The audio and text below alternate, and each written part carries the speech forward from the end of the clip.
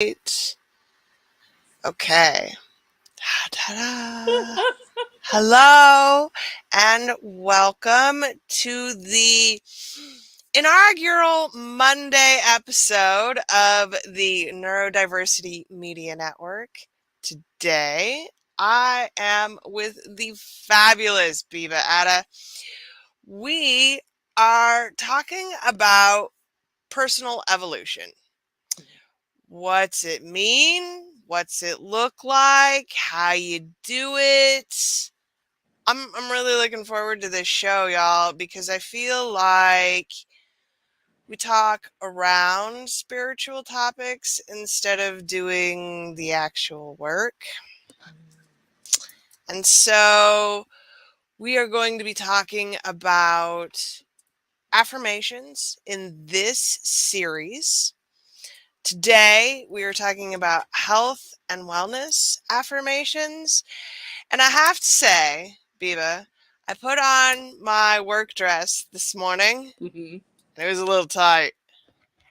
And it is January, and many of the things that I would attempt to do for myself require better weather. And what I realize is that I have a lot of excuses about this. I have a lot of excuses about this because I have a bad fucking attitude about taking care of my body. I resent it deeply. I dislike having to care for the meat sack in ways that nourish and sustain me. Okay. And this is a personal problem. And I suspect it's a problem a lot of my audience deals with, to be perfectly honest. Because health and wellness is a privilege in our society, right? And I think that's where I want to start. Okay. So, how do we reconcile taking care of our bodies when we don't always have the resources to do so? Such a great question. Thank you again for having me. I'm like, where to start? How do you reconcile taking care of your health, your body, when you don't have the resources to start? The resources really is here. This is where you start. This is free. This is vast. It's complex. It is all those things. So before you go out and think that you got to spend hundreds of dollars on a treadmill or $1,000 on a fucking Peloton, or some ungodly amount for some gym membership and all of the things. Oh my God, you're just identifying all of my tabs right now, Biba. Thank you. No Planet Fitness. No, I'm just kidding. It's good, but it all starts here. And I know that this is that time of year where everyone's like, New Year's resolutions. We got to do all the things. We want to lose weight. We want to quit smoking. We want to be more healthy. We got to get out there. We have to do these things. Like, they don't work for that very reason. Like, because it's not really, you're not aligned with those things. You're not aligned with that place of wanting to do all of this stuff. Like, there's some things up here to do to get you to naturally say, oh, well, I'm sorry, Shantae. I didn't mean to come for your Peloton, girl. But you're not naturally aligned there. So you have to do some things sometimes to get you to the place where it's going to feel natural. It's not going to feel like an uphill battle. It's not going to feel like, you are really dragging yourself to a finish line that you're not really believing in. Like, you're aligned with this ideal that I want to drink a little bit more water. I'm not at the point where I want to be drinking 8 glasses of water. I fucking hate water. But I can have a small glass. We'll start small. And I can start to develop this habit. I don't necessarily want to be running and doing sprints. Yes, it's great for my heart. Yes, it's amazing for my body. But sprinting is not my get down. But I can walk around the block. And that's going to be okay. I can accept that. That's a way for me to take care of myself in that way. But it starts here, really. And that's free. So, I see you, Marisa. I love water and I'm still not drinking it. I like water too, and I'm not drinking it as much either. But even when I have a sticker in my planner that I can color in the dots, which is about the only way that these sorts of things work for me, is when I retreat to my youngest, most childlike self and give myself stickers. It still doesn't always happen.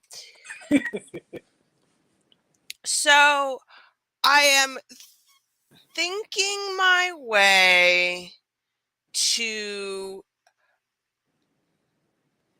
what? you're thinking your way to embracing different activities, embracing a different mindset. You're thinking your way to connecting more with your body, with your overall health and wellness. I think that a lot of us are not connected with our bodies. And so it feels like there is some sort of battle that happens when you're like, look, you're going to lose this goddamn weight. You're going to get on this treadmill. You're going to do this Peloton today. And it's not necessarily the right way to connect. And so when you're thinking and when you're more present, when you're breathing, you're more grounded, it's like, what does my body really need from me? Do I really need to be doing these sprints? Everybody's like, nah, all I need you to do is walk me around the block. We good. All I need to do for you to do is to drink 3 glasses of water. You don't need to do this 8. All I really need for you to do is get this 8 hours of sleep in. Be a little bit better about making sure that you're sleeping. All I really need for is more magnesium. So you can take a couple of tablets for that. So when you get to know yourself, when you're thinking, when you're more present and you're more connected, your body is going to tell you what you need to do. And it's not always going to be what they tell you to do. You gotta be working out 5 days a week. Everybody's sedentary and fat, and you're not doing la la la la. And then the battle ensues. And then you feel bad when you're not doing those things, but it may not be that you need to do all of that stuff. Okay, I don't need to do all that stuff. Don't need to do all that stuff. Tabs are closed. Close Great. the tabs. What do I need to do? What you need to do is really, again, get connected with you. What feels good to you? What do you enjoy doing? Reframe your idea about movement versus exercise. Like that's something that has helped me a lot. And movement is exercise. If I think of it as I am going to exercise, I automatically go to, oh, for God's sake, the whole inner child temper tantrum just starts to happen. And then I start rebelling against exercising. But when I say I'm going out to move my body or I'm going out into nature to do this walk and I set different intentions around that walk, I don't think of it as exercise. And so that's been able to help me to do it for the last like 2.5 years. I walk every day except Saturday. I've been walking every day Sunday for the last 7 years. I don't think of it as exercise. I think of it as a spiritual practice. I think of it as a ritual. I set intentions for it. So it's easier for me to do, to get out there in 30-degree weather and be trekking around neighborhoods or wherever I'm walking at, because it's not about you're getting exercise. It is a way that I connect with myself. I connect with my spirit guides, ancestors, nature, God, whatever you want to call it, set intentions, feel into the practice, pay attention to the whole thing. So that's how I frame it. So going out there doesn't feel so hard. But it's cold, Biba. It is. But you know what? It's better than hot for me because you can layer up. Hey, that's for sure. I can't get so naked out there without an indecent exposure charge. You know what I'm saying? So, yeah, I can put on the hat and the gloves and the scarf and layers and big coat, all that stuff. But when it's hot. I had a Facebook friend who wrote completely earnestly about his practice of going and sitting naked in snowbanks for reflective thought, and I went, no, that's a little far. That's a little far for me. I could not Wim Hof my way into better anything. Like that. Nothing about that looks sexy. Like that doesn't look good. I mean, I recognize that what it does for the body and the nervous system and all that, but I can't do that. I can't do that. My body doesn't want me to do that, actually. It's not just what I can't do. My body's like, we don't need that. We don't need that. So let's go a little bit in the other direction. Okay. I will rabbit hole back somehow, I'm sure. I read this amazing thread on Reddit this morning about the waypoints on Mount Everest that are frozen dead bodies. Climbing Everest is such an ordeal, and so many people have died on this journey. Yeah.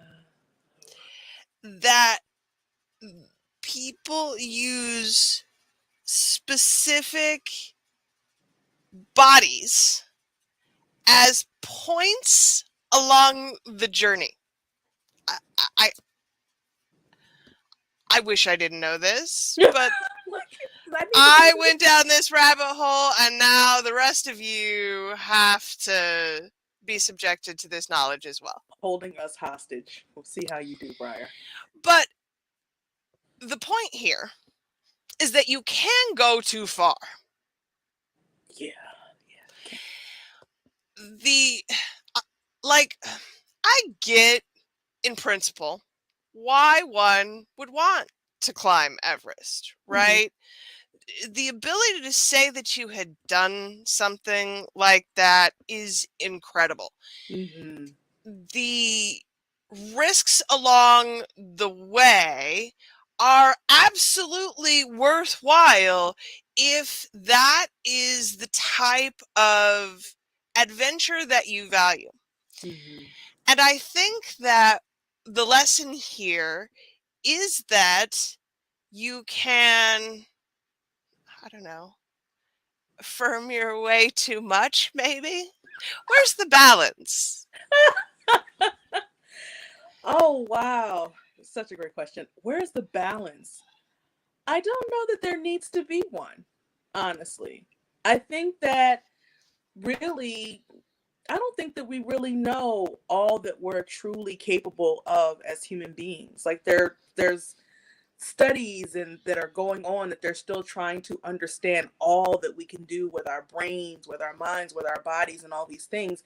And I don't really think that we need to put a limit on what we can affirm ourselves to do. I think that there are some things that we can do, of course, that take things a bit too far. Affirmations and speaking life into yourself, I don't think is one of those things. No, I agree. I think there are choices, right? And choosing to believe in yourself and betting on yourself is never a bad choice. Right.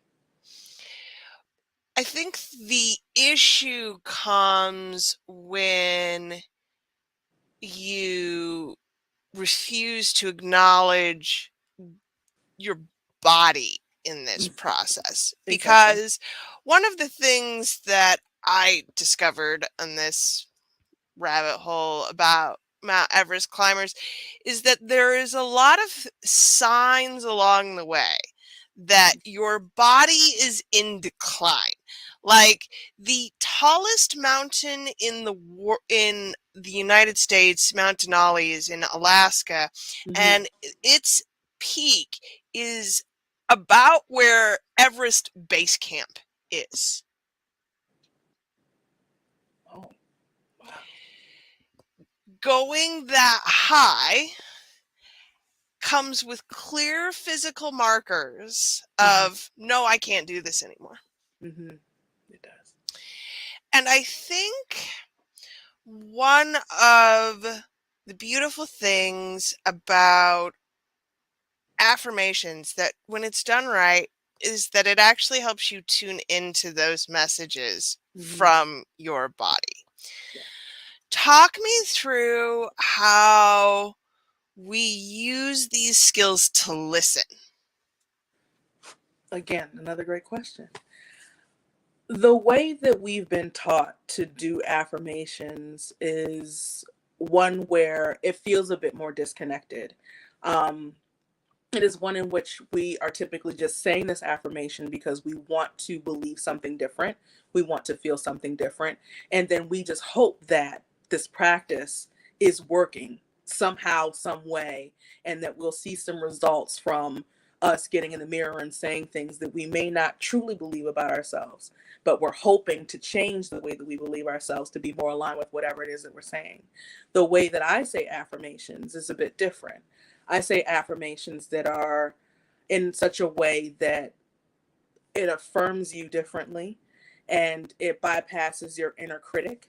And also, the entire method, which is 4 steps, I'll talk about that a little later. One of those is for you to notice. And the noticing part I feel is really important. And I think that that's also missing from most affirmations practices, because the notice is that now that you've said this affirmation, it's for you to now check in with yourself. It's for you to scan your body to notice sensations. What are you feeling? Where are you feeling it? Start to describe those sensations in your body. Are you hearing something? Did you notice a particular thought that came up? And that process, or that part of the process, is really about you connecting again with yourself, learning to trust yourself. Doesn't matter what I say, doesn't matter what the self-help guru says, doesn't matter what the instructions are, the book says. You still have to, you're the marker. You still have to discern what is for you. You still have to discern what works for you. You still have to connect with yourself. You get to say, this might have worked for a million people. I checked in with myself. I'm feeling around. It's not feeling good. It's not working for me. And so that, I think, is a part of the process that's often missing, because it's a practice. It's a ritual. There are steps and there are ways that you're meant to be present with doing the practice. And the loss of that presence is where we don't connect enough to say, you know, we're not feeling it. It doesn't resonate with us. So we're going to make a different choice and do something else. Yes. Listening, I think, is one of the hardest skills we have to learn, right? Whether it's to ourselves, whether it's to other people, being able to truly stop ourselves and hear the information, man, that takes some real work, real practice. Mm-hmm. And I think that it helps to have a system. So, this is why we are here today. This is why we're here. What does that system look like? What are those steps? Walk us through the process. Okay. So you're talking about the affirmations method I was just mentioning, or okay.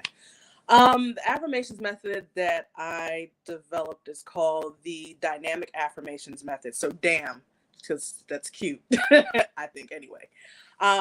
It is not just the affirmation that you say, the way that you say it.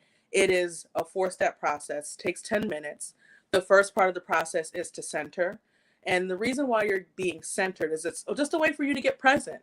Because you start the process, you're like, oh my God, I put this dress on, it didn't fit. I'm not feeling good about myself.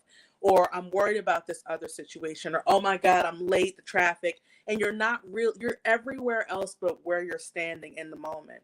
So the centering part is about getting you to the present moment where you are right now. The second part is the actual affirmation, saying a series of affirmations or one affirmation, whatever it is that you need in the moment to make you feel a bit more self-confident, to make you to feel a bit more powerful, to recognize your beauty, to set the groundwork for making more health and or better health and wellness decisions, to increase your capacity for money, for whatever it is. The second part is to notice, which I mentioned earlier, and that just gives you the space to say, let me check in with myself. with how I am feeling, what I noticed in the process of saying these affirmations. So I can say, this affirmation doesn't work for me. I'm not really resonating with that one.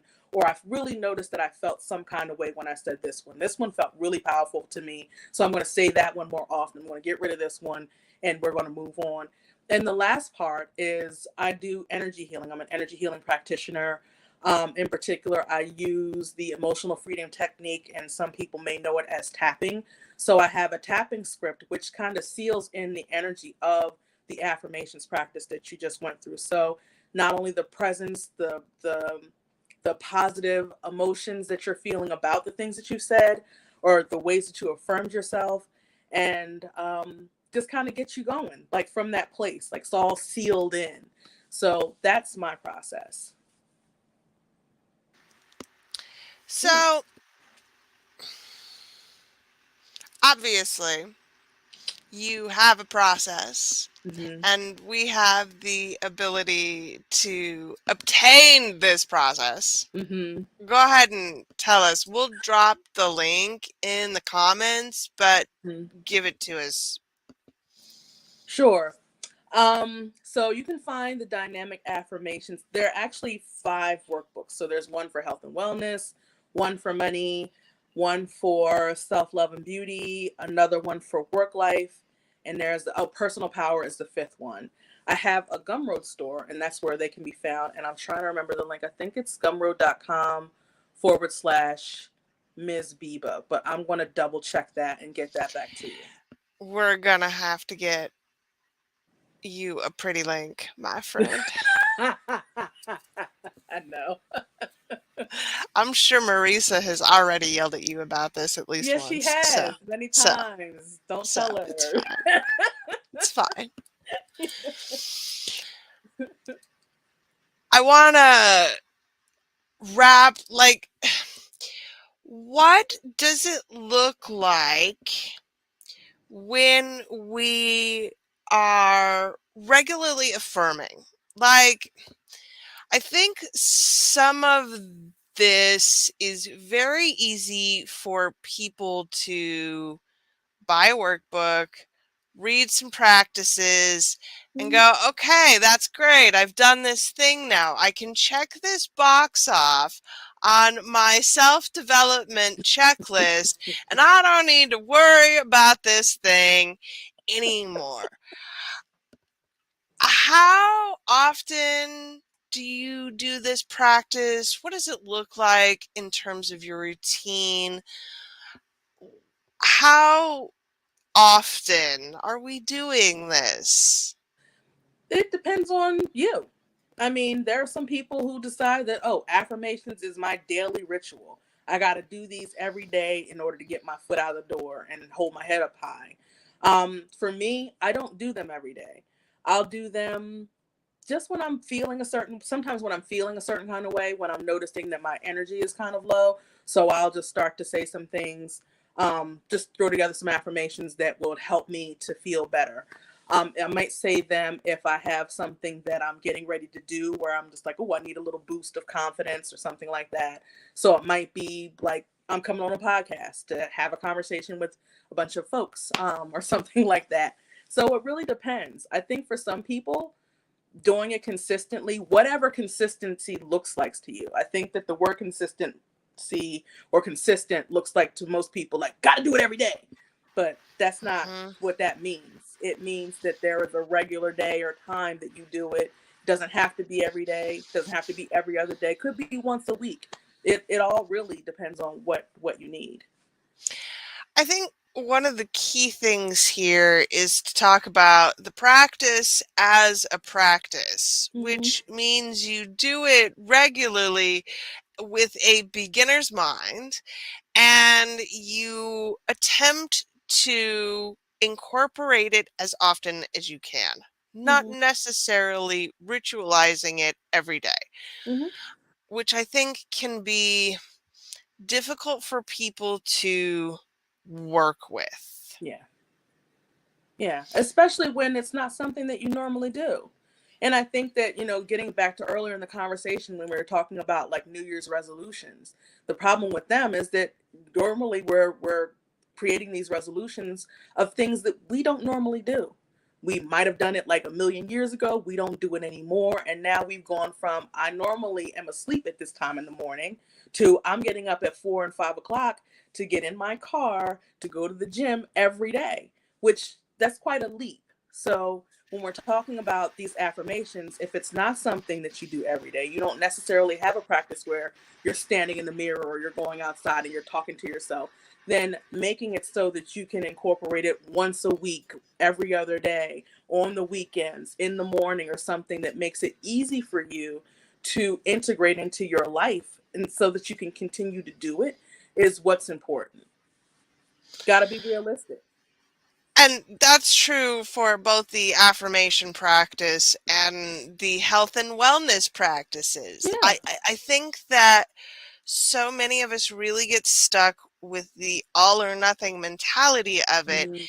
And those things, for most of us, just don't work. Yeah. We're not gonna, I am never going to wake up at 5 a.m. and start exercising. In my life, that will never happen. That is just not who I am. And I have made my peace with that. Yes. What I can do then is incorporate activities that I enjoy when they Mhm. feel good, Mhm. right? Like what we really want to pay attention to is the language that we use around the process. It's not just the affirmation itself, it's the Mhm. self talk. So, talk to us a little bit about how affirmations help us change that conversation. Affirmations help us to change that conversation because it's really about implanting positive thoughts as opposed to the negative self-talk that we have going on. And what it does is if you say them and you believe them to be true, then it starts to change that negative self-talk. A lot of times, unfortunately, with affirmations, the way that we've been taught to say them, using I am, for example, if they're affirmations that we're not aligned with or that are not true for us, then what ends up happening is you're trying to convince yourself of something that you don't believe to be true. And then the negative self talk gets louder. Or you have that inner critic that's a real douchebag that just comes in and is like, no, you're not beautiful. And let me give you the receipts as to so that you can remember that you're not. And you start to go back in the past to things that have actually happened that have reinforced that for you, and then you come away from the practice feeling sad. You come away feeling disappointed, shame, guilt, all those things. And none of that is going to make you want to continue to do it. You're like, oh, this isn't this. I hope it's working, but it feels shitty. Right. So it really is about having a regular practice where you are affirming what is true about you. Like, we're human beings, we're amazing, we are capable of so much. Like, there's so much wonder and wonderful things about us as individuals, as human beings, as a species, but we don't often talk to ourselves like that sometimes. And there's so much that's reinforced about us that is negative, unfortunately. But the affirmations are just meant to remind you of what is actually true. You are beautiful, you are amazing, all those other things. And I want to highlight this comment from Shantae because it's so Okay. true. I talk to myself the way that I talk to my children or would want to Mhm. be spoken to. For a Mhm. lot of us, relearning how to speak to ourselves without the negative language that we grew up with is part of the Mhm. work, right? Yeah. We have to retrain a lot of ancestral trauma, ancestral patterns, Mhm. and none of this is going to happen overnight, y'all. It just won't. So, affirmations then are one of the tools that you get to stick in your box as a way of doing this work.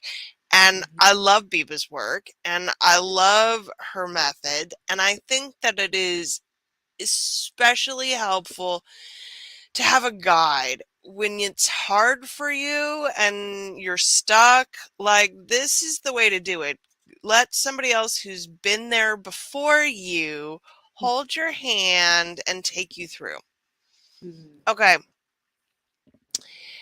What have affirmations meant to you? What have they done for you?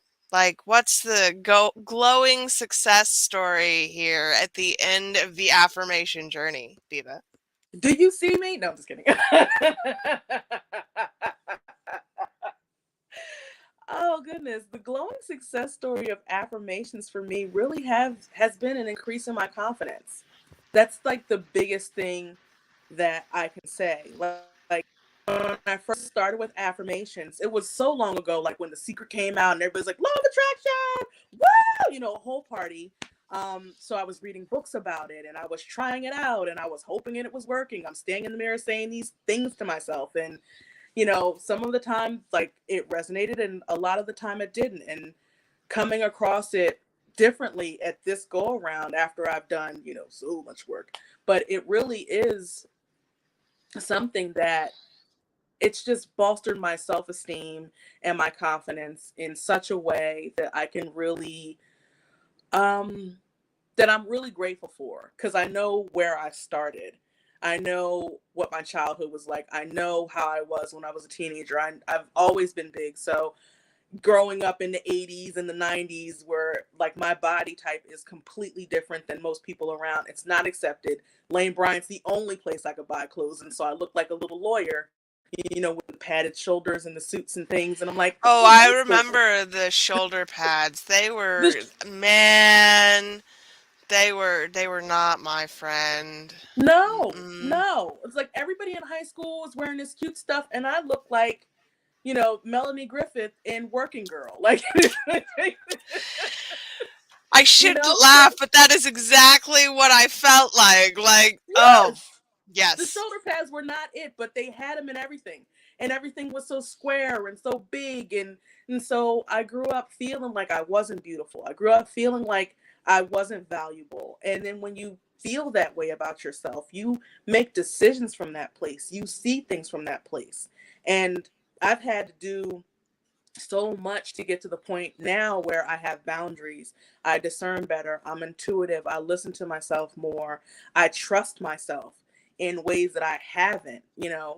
And I know that affirmations is just, again, one of the things that I use to bring me back to center when I start to go a little off the rails sometimes. Because the work is the work. Like, as long as I'm living, I will continue to do the work. So to your point, it's not anything for anyone that's going to happen overnight. And even though, like, I can see where I am now, I know there's still more. There's always more. As long as I'm living, there's always going to be more. There's going to be no point where I'm like, oh, work's done, don't have to do it anymore. That's I don't No one has that luxury. Never. Never.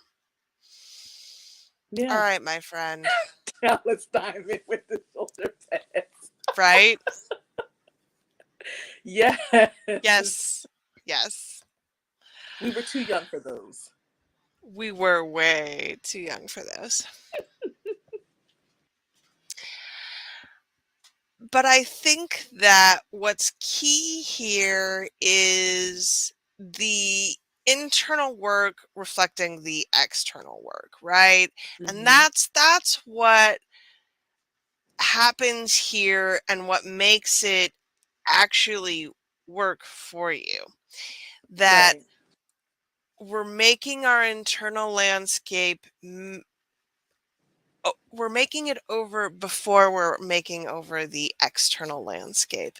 Mm-hmm. And at the end of the day, that has to happen, or the external work will not be permanent.